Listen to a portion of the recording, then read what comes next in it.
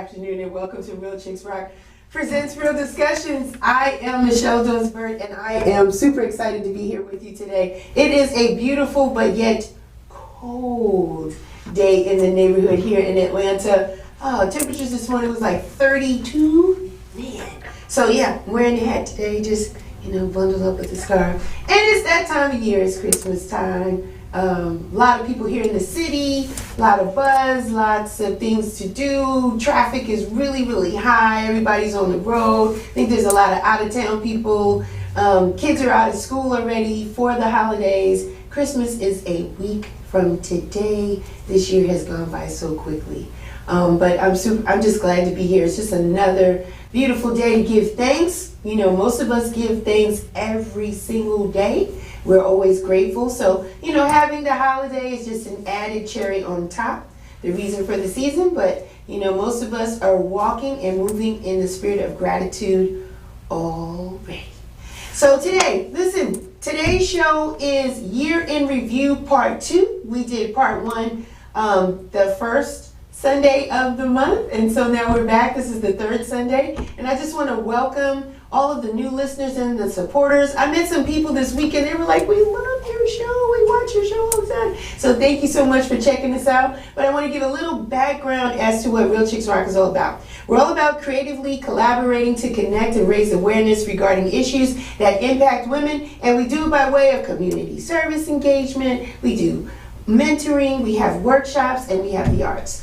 We've been doing this particular thing, this platform now. This is our 7th season. Yay! That means 7 years that we have been having these conversations. And so again, today is Year in Review, Part 2, where we recap. And it was very hard to choose which shows to pick, but I did my best. So the first one up is my friend Adrienne. She's awesome. She is so spicy.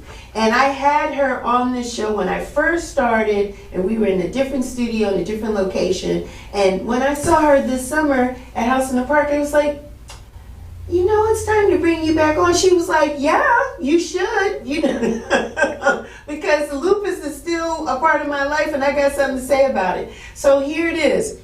Lupus Don't Have Us. Come check it out. Chicks Rock Presents Real Discussions. I am your host, Michelle Dunsbert, and as always, I'm super excited to be here. It's a beautiful day in the neighborhood here in Atlanta, Georgia. Today was like a little breeze. We've been having this heat index like for the past couple of days. It's just been like mad hot down here. We're talking feeling like 100, 101. So today is nice. It's not as hot, but the weather is going to change in the next couple of days. Happy Father's Day. Today is Father's Day. I don't know what's going on with this calendar year, but every time I'm doing a show, it's landing on a holiday. Whether it be Easter, Mother's Day, I didn't do Mother's Day, but Easter, now Father's Day. I took my birthday off. Did you guys miss me? I wasn't here. I took my, the first Sunday in June off just to celebrate the birthday. So I'm a little older. I don't know if I'm a little wiser. That's what I'm working on, but I hope so. But feeling good and just glad to be here, and always glad to have a guest.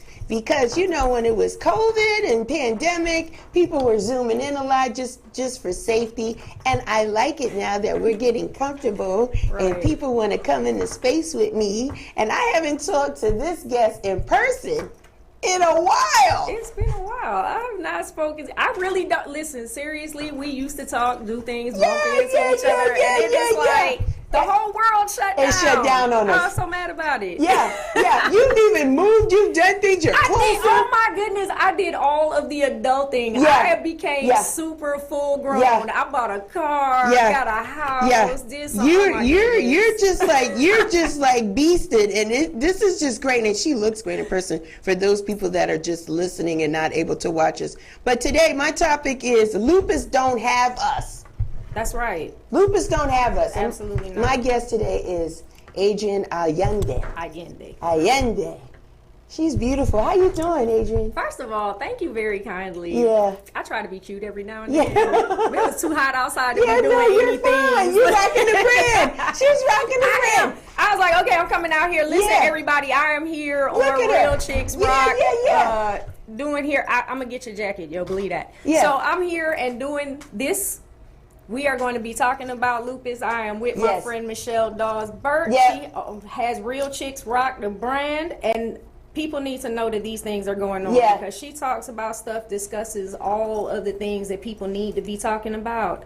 And this is my second time being on the show. This is a different location. Yes. You're one of the originals because you came on my show when I was at we were a different network, if you will, in different location. Kind of a little rough area over there, but it was all good.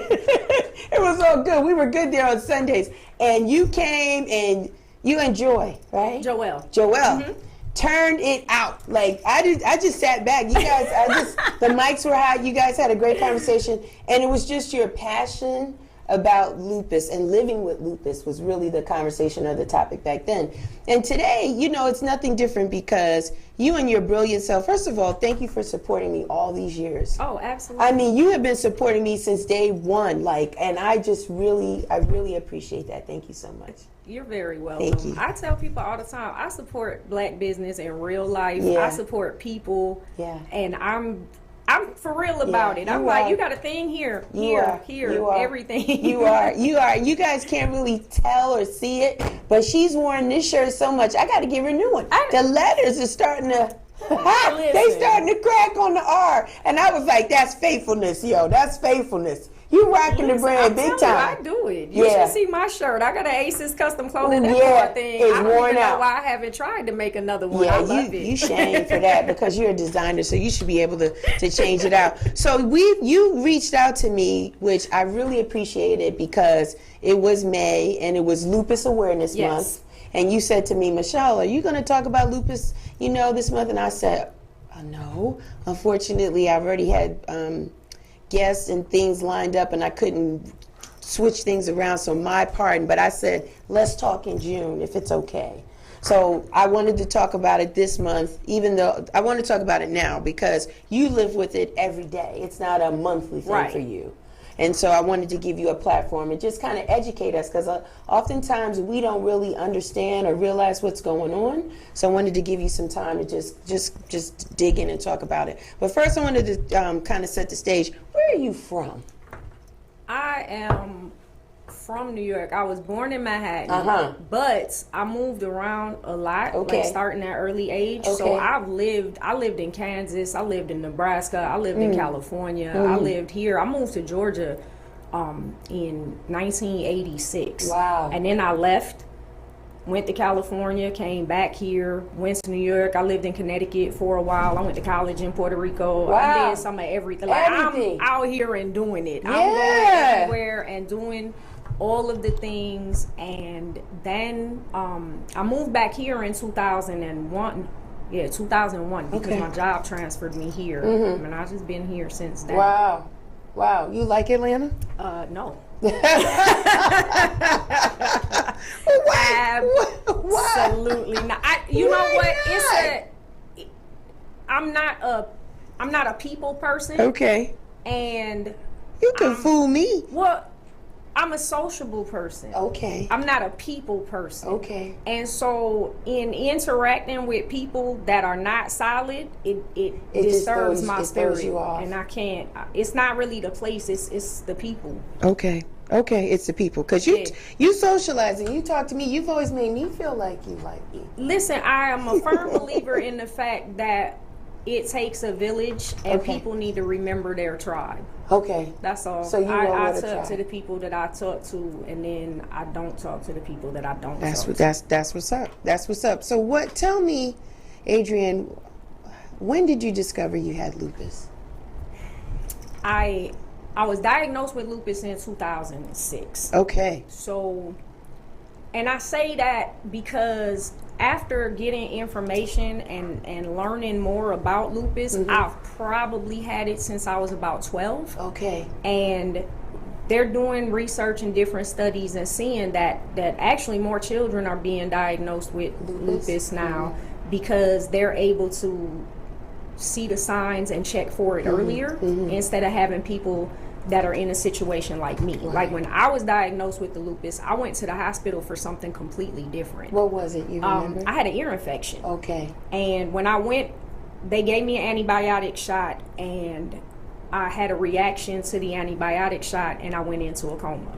So my kidneys had failed, and it started with my hands. And you know, I work with my hands. I make clothes. I do what I'm doing right now. Yeah, she's making clothes right now. She's making clothes right now. She's making clothes right now.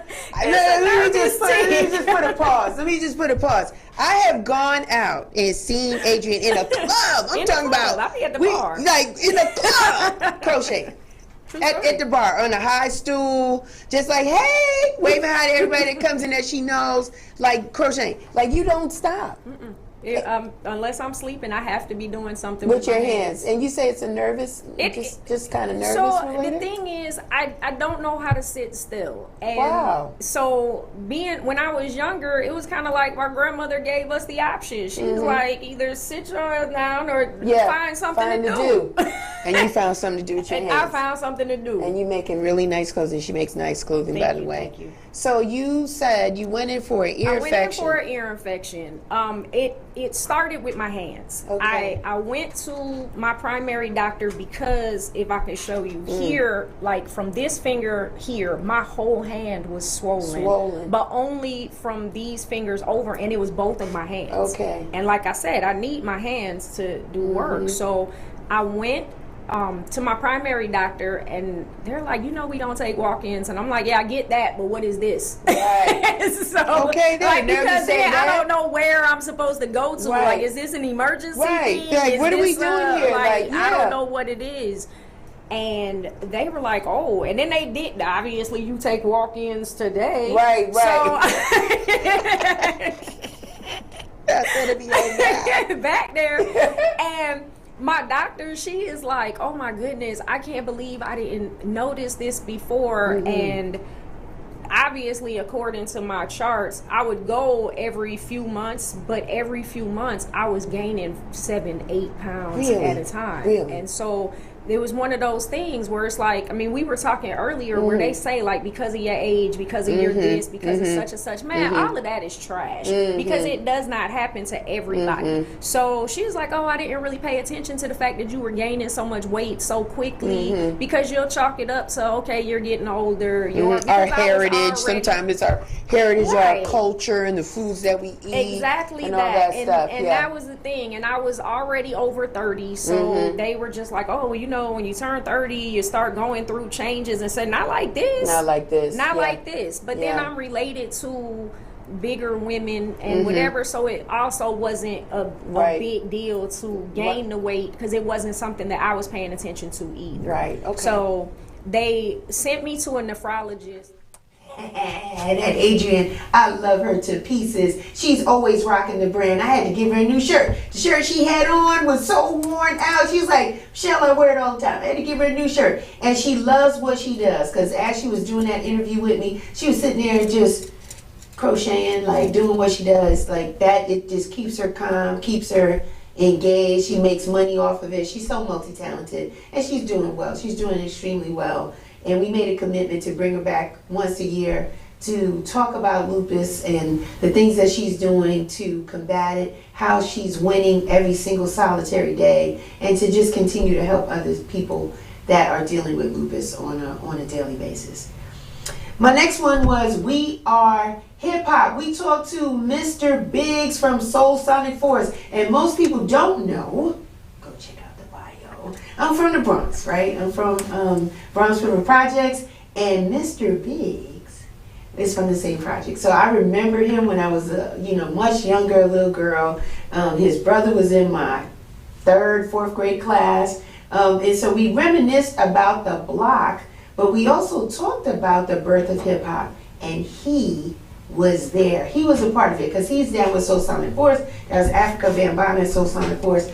Bambaataa lived on our block as well too, so we talked about that. We talked about the movement. We talked about Sedgwick Avenue. We talked about it all. So here it is. We are hip hop.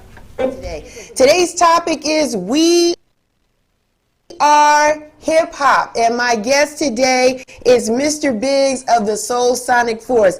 Mr. Biggs! Peace. How you doing? How you doing? I'm good. How are you? That intro was kind of funky, man. I like that. You're looking good, my friend. You're looking good. I want to get right into it. Tell the people, where you from? Where you from? Born and raised? Born and raised, Boogie Down Bronx. Mm-hmm. Born and raised. I was actually, my first couple of years, I was living on Gun Hill Road. And but that's from birth. And then I moved to Bronx River in 1970. Okay. And those are the years I want to kind of focus on. Yeah, those are the years I want to focus on. So tell me, what was it like living in Bronx River, 1970 and then some? What was it like, Biggs? Tell us. It was had a lot of change of events, you know, a lot of ups, a lot of downs, you know, a lot of gang activities. Mm-hmm.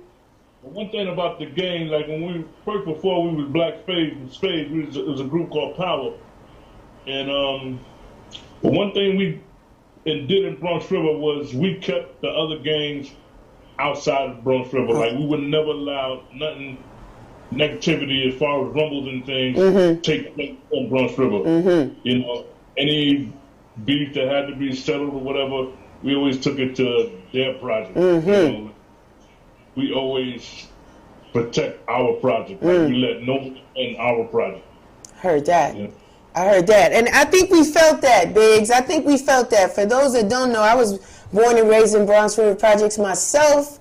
Was there my whole life, at least the first 18 years of my life. And so I remember the 70s, right? It was kind of dope for us, right? The music was good. You know, R&B music was good. We was moving away more from the Motown sound. It was a little bit more funky. Kids was out. We was running around playing tag, hot peas and butter. You know what I mean? Handball on the side of the building. It was just like, I guess as a young girl in the projects, I didn't feel that heat that you're talking about with the gangs. I appreciate you protecting us in essence. Yeah, a lot of people don't understand that. And not only that, like the parents, like it was just a big village. Like everyone, you know, you had someone to go to, like to help you out in every situation that might occur. Like it was just a big village. Mm-hmm. I didn't play no games. No games. So the music was everything. Yeah. You know, that 70s sounds, and then from the 70s right into hip hop. Yeah. You know, it was amazing. Yeah. So Biggs, tell us a little bit about some of the music you was checking out at that time while you was protecting the block, being a big brother to your siblings and just friends to us. What was some of the music that you was checking out during that time? Well, back then, I was a big George Clinton Parliament fan, James Brown, a little bit of Zap, all that Motown sound. But my thing was really James Brown and George Clinton, a straight funk. You know, that was the sound. I mean, we even had, that was our calling, James Brown, Sex Machine. I mean, it was just soul power, James Brown soul power. You know, that was our call. Like, we say soul power, we say spade power, soul power, power to the people, power to the spade. It was just, that whole movement was you know, made me what I am today. Like, it opened up my eyes to everything. That era was just special. Yeah, it was dope. So Biggs, let me kind of set the stage for those that don't know, because we take advantage of the fact that we grew up where we grew up at, right? You know, the birth of hip hop and everything that was going on at that time. Unfortunately, a lot of people didn't have a community center, right? Their projects look different than ours. You know, everybody in New York, the projects kind of look the same. But I just kind of want to set it up a little different, you know, so people can get a feel of the energy and the vibe that time, you know, during that time. So we're young kids, you know, you're a teenager, you holding it down. And now all of a sudden, there's this sound that's coming out, right? We starting to hear beats, you know, guys is coming out, scratching, not even really scratching yet, but really sampling some music that we knew maybe our parents listened to, maybe it was more of the Caucasian kind of pop music, and now all of a sudden we're hearing it, right? So now it's in the back of our center. Like, you know what I mean? So people are DJing and playing this beat. What did that feel like for you, Biggs? What did you feel like when you first heard your first break beat back then? It was that was a great question. I don't really know what I felt because when Bam Bada would play the music, you know, we would, first of all, that whole musical experience, like he would listen to records, and he had this knack to just play the break beat of the record. Like we would go downtown to record stores, and this dude would actually buy a record just because the cover looked different. Not even knowing the group, not even hearing nothing from the record, you know, and then he'll take it home and play it until you heard a break beat. Yeah. And he'll just play that beat over and over and over and over.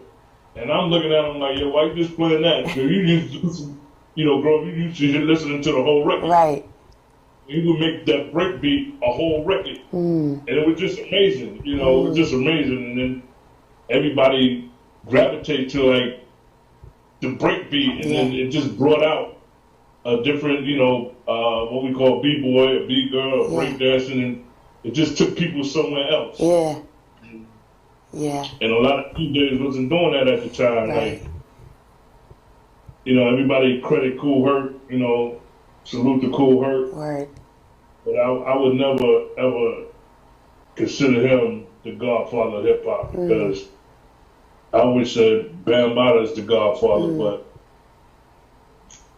you know, Herc would play the whole record. Like, you know, I'm keeping 100. Like, you would go to a Herc party and then go to a Bam Bada party. It was like, Herc party was truly boring after hearing a Bam party, you know. And then everybody said it started in 73 at this block party. He's supposed to throw him across in Cedric Avenue in the Bronx. But we was doing block parties in Bronx River forever. Come on. What makes that the start of hip hop? Yeah, yeah. You know, it's, and up to today, people still go back and forth where the hip hop started. Did it start in Bronx River? Did it start at Cedric Avenue? Yeah. You know, I would always say it started in Bronx River. Like, I can't. Even the people from Bronx River, I don't know if you remember David Griffin used to run the center. Yeah. And he was a big Kool Herc fan. Like, he ran with Kool Herc. Tell you, like, Herc wasn't playing the stuff, Bam. Yeah. You know? Yeah. And my thing was, some of his parties, you couldn't wear sneakers. And if you can't wear sneakers, then that wasn't hip hop. We was just grinding sneakers. He catered to the more, them guys was more like, you know, they wore the monk necks. Yeah. They wore the gold medallions. And they were a little older than us. Yeah. Yeah. You know, he had some were putting our age, but most of his crowd was older than us. So they wasn't getting on the ground and getting dirty. Yeah. They were. Yeah. You know, that's just my. I hear you. Yeah, you're right, Biggs, in the sense, like, I mean, I was a pro-Keds girl before I even did this whole Converse thing, but it was pro-Keds what was on our feet growing up, because that's what we could afford. Go down, you know, Westchester Avenue, go get a pack, you know, get a pair of sneakers down there and keep it pushing. But yeah, the energy on the block, especially in the summertime, all it took was a nice day, like nice weather. And you're right, Bam would be playing, and he would run these extension cords, right, Ellis, from his apartment all the way to the back of the center where we used to play checkers and chess, like in that space, and then take it to the back of the center to the stage at night. Exactly. You know what I mean? Am I right? And it was funny because he was just, like, we literally be sitting down in the circle. Yeah. You can describe what the circle, you just said when we played the Right. chess. Yeah, the circle. And he was like, yo, I'm gonna play some music. Yeah. You know, the telephone, the tape phone. Yeah. You know, he would literally make 2-3 calls. And next thing you know, it was like 100 people in the project. Yeah. Ready for the music, ready for the party. Yeah. You know, just think about that. That like was amazing. Like, this dude would literally make 2-3 phone calls. And next thing you know, you got 200-300 people. Then we take it from there, put it in the back of the center, and it was just great time. Like, those days, like, would never be duplicated. I'm trying to tell you, we never really kept it, you know, that stuff on tape, and you know, because that whole moment, that whole time, is just lost. Like, only in the memory, you know, those who were there. Yeah, yeah. And that's why Biggs, this conversation with you today is important, because you were one of the architects. You know, you were there. You could share your story and tell us how it was, and it's documented. So I want to say thank you for taking the time to talk with me today. I want to ask you this, Biggs. How did you guys form Soul Sonic? How did that come about? Well, first, when we started, it was just 3 of us. It was Bam with the DJ, brother named Cowboy, not Cowboy is down with Flash. His name was... Yes, Mr. Biggs, looking for the perfect beat. That was him. I was honored to have that conversation with him, and he's still touring and doing some great things, and he's got his wine and just a lot of great opportunities are going his way. We are thankful for the Hip Hop Museum that is going to be up next year. I think I'm going to go up in August to check out the opening of that. And it will honor legends like himself. So we're super excited about that. My next conversation was with some passionate teachers. I wanted to talk to teachers because for 2 years, they have been teaching our children virtually through Zoom links, through Microsoft Teams. It was just something. And it was great to have 4 different types of teachers in this space. Some were homeschooling, virtual, special ed, and public education. It was great. My guests that day were Ann Smith, Kevin Latham, Lakeisha Anderson, and Valeria Vincent, and the topic was teaching in today's world. Here it is. Let's get to go back. But you know, today is all about, my topic today is about teaching in today's world. I'm going to introduce my panel here in a second, but it's so critical and it's so important that we empower our scholars from the very first day of school. There are parents that are committed to supporting teachers. They're on PTAs. They believe in what the teachers are committing in doing. Oftentimes, we like to point fingers, the teacher's not doing this, teacher. It's a huge responsibility. And today's conversation, I think, is important because we have not talked to teachers in a minute, and we definitely hadn't had a chance to talk to them prior to this pandemic. So for 2 years, we've had educators teaching our kids virtually. Some of them had been in a hybrid situation later in the second year, but nonetheless, it was a strenuous experience for our teachers as well as our scholars. And so we're going to talk to our teachers in just a second. Let me give a little background about what Real Chicks Rock is all about for our new listeners. It's all about creatively collaborating and connecting to raise awareness regarding the issues that impact women. And we do it by way of community service, public speaking, we do it through mentoring, we do it through the arts, and this platform in particular, media. We've been doing it now for 6 years, or in the books.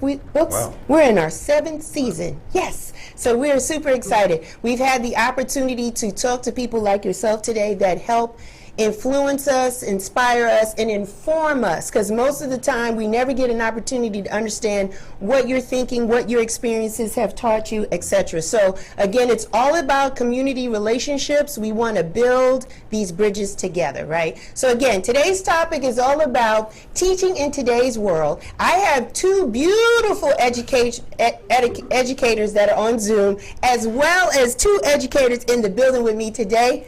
Hi. How you doing, everybody? Good. Everybody's good. I'm going to start, ladies first. Valeria, please tell the people your name, your title, and how long you've been in the education system. Well, my name is Valeria Vincent. Yeah, that's right. And I have been in education for 26 plus years. Woo. And that includes early childhood all the way up through a little bit of college. Okay. I tutored some college students. Wow. Actually, I'm an adjunct, part-time adjunct with Gwinnett Tech as well. Nice. So, I forgot the. That's okay. the 26 years. No, 26 years. And what I do, I'm an educator all around. All right, fair enough. Yes. Kevin, how about you? Hi, my name is Kevin Latham. I've been teaching. I think '94 was when I started in education. Okay. I've taught elementary, middle, and high school. Nice. I served as a head football coach at a number of middle schools and at Columbia High School. And math has always been my primary subject. Okay. Yeah. Fantastic. Kind of specialty kids along that area from 6th grade to about 10th grade. It's kind of been my specialty. Okay, awesome. Thank you. Sure. Ann, good morning. Good afternoon. Ann, tell us a little bit about yourself, first and last name, title, and how long you've been educating. Hello, I'm Ann Smith. I've been educating as long as Valeria. I had her in my first year. Wow. 96. That was my second career. I used to be a social worker. Okay. Coming into schools and working as a special ed is practically half social worker, half teacher. So it went well together. Awesome. And that's what I've been doing for quite some time. Special ed teacher. I'm in high school now and I'm virtual. Nice. Nice. Lakeisha, Yes. good day. How are you, beautiful? I am great. Thank you so much for having me. My name is Lakeisha Anderson, and I am an administrator. I am an elementary assistant principal, and I have been in education for 21 years. Nice. So I have taught everything from pre-K to 5th grade, and I have worked in many different facets, academic coaches, instructional lead teachers. So I am definitely a teacher at heart, and I lead with the teachers at heart as well. Awesome. So basically for our listeners, there's nobody here that's a rookie. No. We have seasoned professionals here that have been committed to the education system. I'm going to ask you, I'm going to start with you, Lakeisha. Why be a teacher? What led you into teaching? Why did you want to do that profession? Actually, I started in corporate America. I was a finance guru in corporate America, and working with my customers and my clients, I found that many of them lack the basic skills, writing their names, completing a withdrawal slip, and that troubled me so much. And I thought, you know what, it must have dropped the ball somewhere.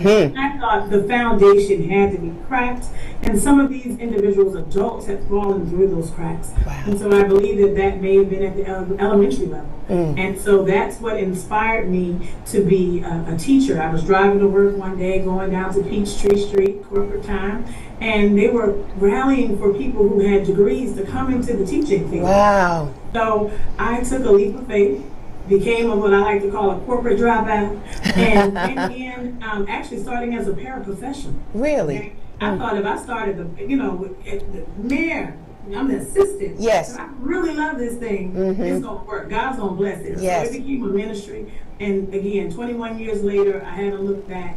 I've been at the same school for 20 years. Are you serious? Wow, that's awesome. Awesome. In the community. And now I'm now leading and supervising the children of my former students. So that's a blessing. That's awesome. See it come full circle. That's awesome. What city and county do you?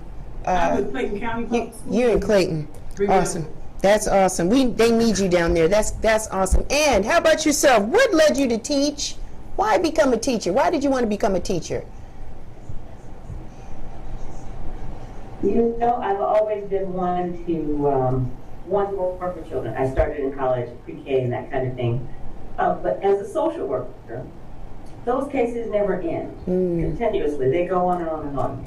Teaching, at least there was some closure at the end of the school year. Right. That attracted me. So I switched fields, but I didn't know how to go about teaching and how to get in. But at the time, my particular district needed math and special ed. And they would pay for school and send us. I said, okay, I'll take special ed. Awesome. And that is how I got involved, and so much love it. I've done everything from self-contained to now virtual. So I'm having a classroom or having kids from 5th through 8th grade in one room in the middle school setting. But now I'm in high school and I'm in a virtual setting, and it is amazing. I probably would have been retired by now had it not been for this virtual. Wow. I loved it. Wow. You're still smiling. I want people that can't see us, I want y'all to know these professional teachers are still smiling after 20 some odd years. You guys love what you do. So what county do you teach in, Ann? I teach the state of Georgia. Okay. My school covers everywhere in Georgia. Wow. Awesome. Fantastic. Valerie, how about you? Why did you get into the teaching game? Why did you decide to be a teacher? So originally, I was going to be a veterinarian. Oh, wow. And so my senior year in high school, I was looking for money to go to school, and my mom or my dad, I can't remember who found it, but there was a fellowship in the state of Tennessee they were looking for teachers. And basically they said that if you went into teaching, that they would give you $5,000 a year for college. If you went into teaching, if you taught 4 years, you would basically pay it back and I wouldn't have to pay it back. I'd pay it back in service. So I said, okay, I'll go ahead and get my degree in biology. Okay. I'll teach for 4 years, pay that money back, and then go to vet school. Okay. Well, biology ended up switching over to elementary education. And I ended up volunteering. I went to Tennessee State University, and so I ended up volunteering at the Early Childhood Center on campus, and that was all she wrote. I needed to be with kids. Wow. And so from there, I worked at a neighborhood daycare and became a nanny, and so kids are just in my they're system. Just important to you. Yes. And you've done after school things and programs. Yes. You're a gamut. Fulton County is your home. Where do you? At the moment, I am a family support coach with Sheltering Arms, which has 13 centers in Metro Atlanta. But I'm in the South Fulton, one of 3 South Fulton centers, Union City, College Park area, and so we cater to families that are in Fulton County and South Fulton. However, we do have families that end up in Clayton County. So yes, I work with a lot of different families. You do. You do. All right. Thank you for that. Yes. Kevin, how about you, sir? What led you to teaching? You know, I was living and working in New York City as I was a communications major at University of Tennessee in Knoxville. Nice. And it was good to be working in my field, but you know, just dealing in a corporate setting, and of course in a very cutthroat field of publishing. I had a close fraternity brother that was teaching at Boys and Girls High School, and he was really, really pressing me to consider it. New York had a program where they were helping people to get certified in education, and I was really seriously considering it. I ended up getting married and moving back to Atlanta, and I just kind of held on to that thought and started working as working actually at the county office in DeKalb County while I was working on my certification, and then started teaching from there. I just took to it immediately, and it felt good because I was teaching and working back in the neighborhood in which I grew up. Nice. And that felt good. Nice. That really did feel good. And then coaching came shortly after that, and then it just kind of took on a life of its own. Why math? Why math? I know you're passionate about math. Why? It's interesting. It didn't start off that way. I didn't even know. You know, back then when you were getting certified, they would take your undergraduate transcripts and see what area would it be easiest for you to be certified in. I was sure it was going to be language arts because I was a journalism major, but it was not. I had so much math. They said we really need math teachers, and and they really kind of pushed me to be certified in math. So I ended up getting certified in math, and then learning how to do it because I wasn't an education major. You know, I cared a lot about it. I cared a lot about what I was doing, and with some help with some great mentors, I got pretty good at it. You are good at it. You are good. We're going to talk more about that. I want to jump in with Lakeisha. Lakeisha, we had this pandemic for the past 2 years, right? Very earth-changing, shattering, like, you know, people put time limits on it, Lakeisha. They said, oh, we're just going to be on for 2 weeks. Then it was a month. Then it was 2 months. And then it was like we felt we was never going to get back out. Like, we had no idea. And now we have these children that still need to get educated. And I just want to ask you, starting with you, how was that? I know there was probably a sense of, I don't know if panic is a good word, but definitely concern, or how are we going to teach these children? So how was it for you in your school? How did you guys approach it? How was it for you? Well, first of all, I must say I have the best leadership superintendent I feel in the state of Georgia. He was very proactive in preparing his leadership teams for what we like to call the pivot. Okay, March 13th is a date that will be forever etched in our memory. Very interesting conversation with teachers teaching teaching in today's world. They were just so informative and passionate about what they've been doing, teaching for years. Lots of educators' knowledge and experience on that conversation and that call. I was so glad to have 4 guests on that show that day. So thank you all. Thank you. And just want to commend the teachers for, you know, getting us back on track. It hasn't been easy. Right now, like I said, here in Atlanta, the kids are out for Christmas break. So I hope that all of the teachers are enjoying their holiday season. My last one was very good because, you know, I am a sponsor for House in the Park. I've been super excited to be one for the past few years. And so I had an opportunity to talk to some of the people that see us that day in action. When I tell you it's thousands of people, I would say rough estimate, rough guess might be 12,000 in the space in Grant Park. It's done every first Sunday, Labor Day weekend, if that makes sense. So it's Labor Day Monday, and we do it on the Sunday. And this year we had rain, and we pushed through the rain, and the sun did eventually come out, but it did not stop anyone. And I had the opportunity of talking to 2 photographers that just love to see us out there, just love to see festivals and events and concerts and just people. And it was just really interesting to see what it is they see through their lens. It was David Slocum and Demetrius Williams, and again the topic was all through the lens. And as always, I'm super excited to be here. I got company today. I got somebody on the left and on the right today. I'm super excited. And it's a beautiful day in the neighborhood here in Atlanta. It is fall, right? I think first day of fall is happening this week, right? Thursday on the 21st. And so we're starting to feel a little Christmas. It's a little crisp in the morning, and then it's still hot in the afternoon. But the days have been beautiful. Funny how it's been so nice after House in the Park. Right. After the rain, right? After we had that rain on House in the Park.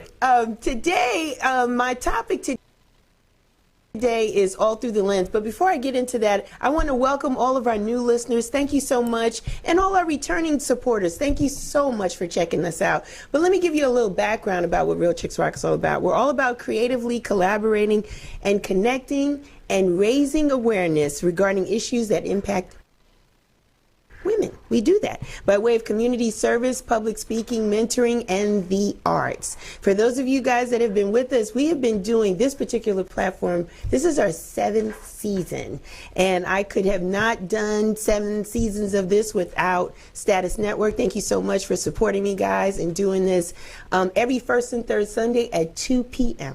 So like I said, today's topic is all through the lens, and I have 2 gentlemen that were extremely busy 2 weeks ago, extremely, because we were just talking in the green room or blue room shenanigans, if you will, like just kind of estimating how many people might have been at House in the Park last week. It's safe to say it was thousands of people on those tennis courts and throughout the park.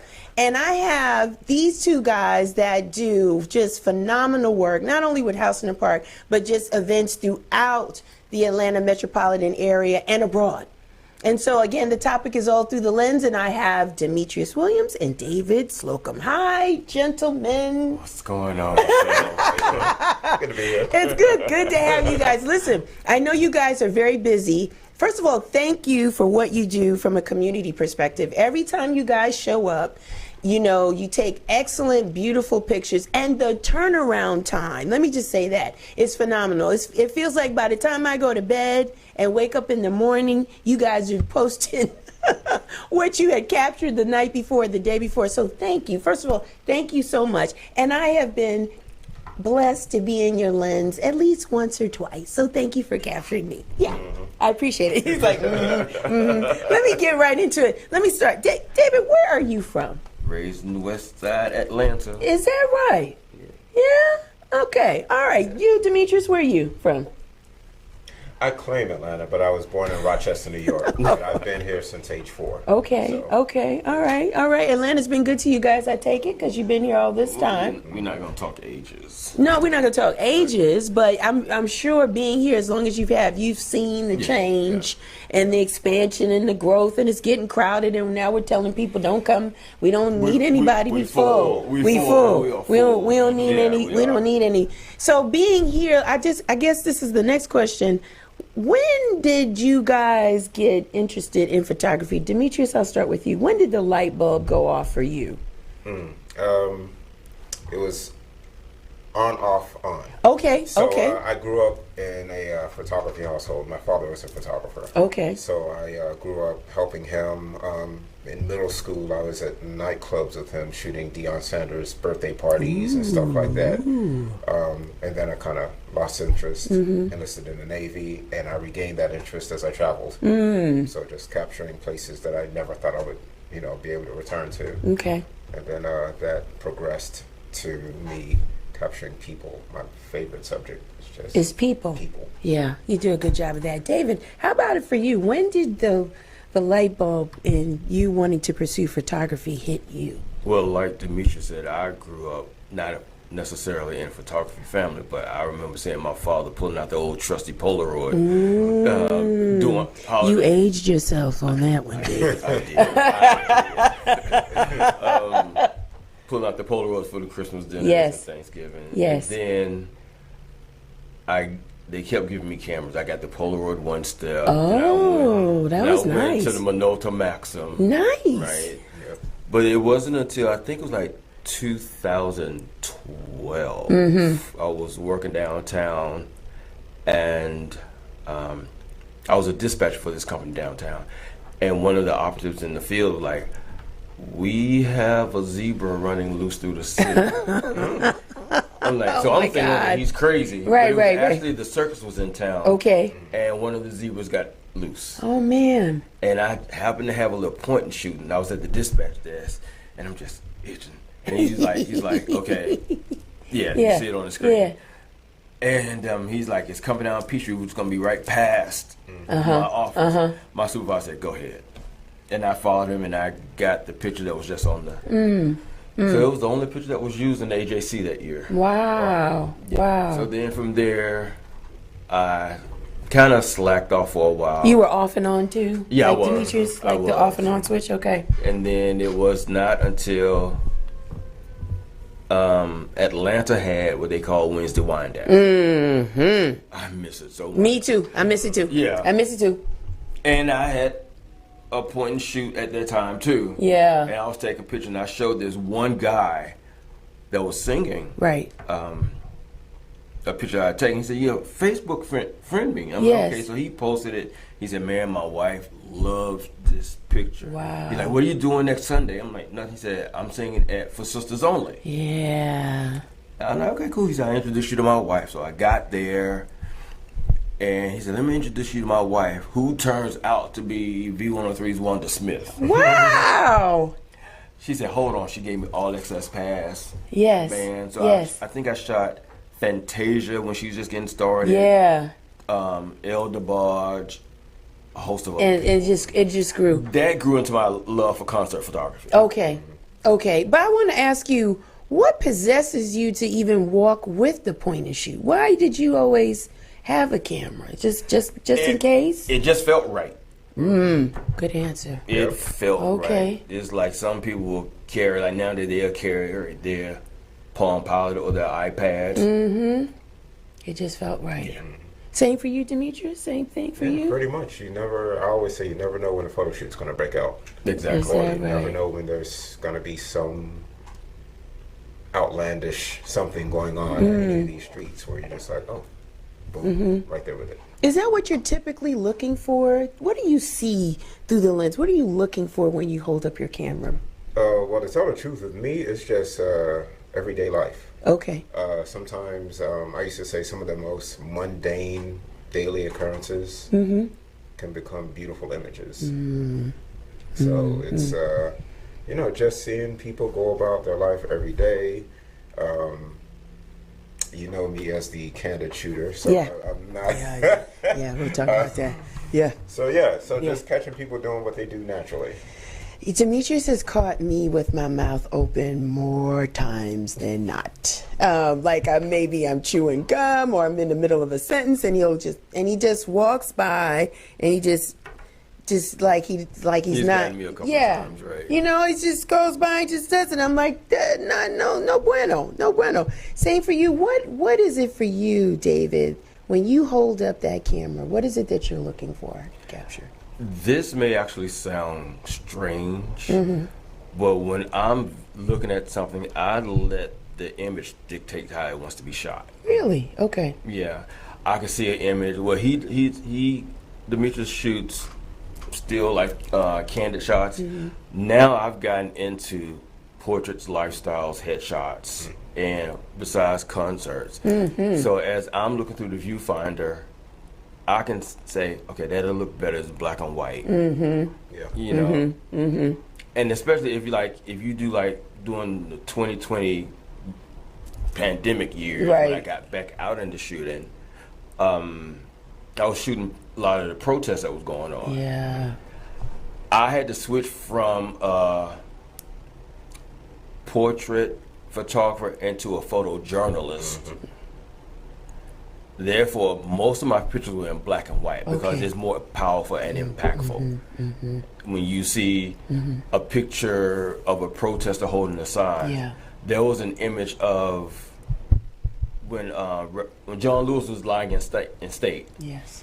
I'm like, I want to get that shot that's possibly going to be on Time magazine, right? So I'm walking through the queue line and everything, and I got to where his coffin was, and they were pushing us along, but as I was leaving, there was his coffin with an armed soldier standing next to it. Right. Yeah. Okay. Shot it. It didn't make Time magazine. But it was a great shot. It was a great shot. It was a once in a lifetime. It was a beautiful shot. Yeah, it was a beautiful shot. And you said something interesting I want to ask about that. Your photography picked up during the pandemic? Well, no, I put it this way. My style picked up. I mean, I didn't shoot for almost 19 months. All right. Right. Okay. But during that time, I learned a lot of stuff, especially with Photoshop and studying tutorials on how to do headshots. Yes. Lifestyles, portraits, and stuff like that. Right, So once I got back out into shooting very carefully, then I was able to